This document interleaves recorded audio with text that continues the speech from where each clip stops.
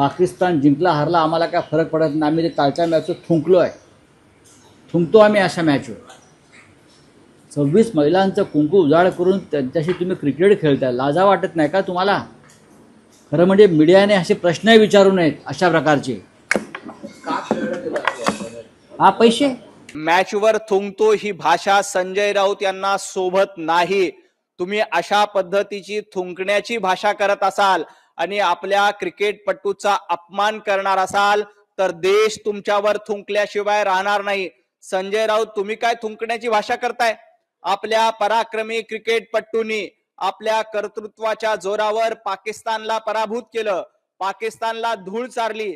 अशा क्रिकेटपटूंचा तुम्ही अपमान करताय. अहो, तुम्हाला मॅचवर थुंकण्याचा बोलण्याचा अधिकार आहे का?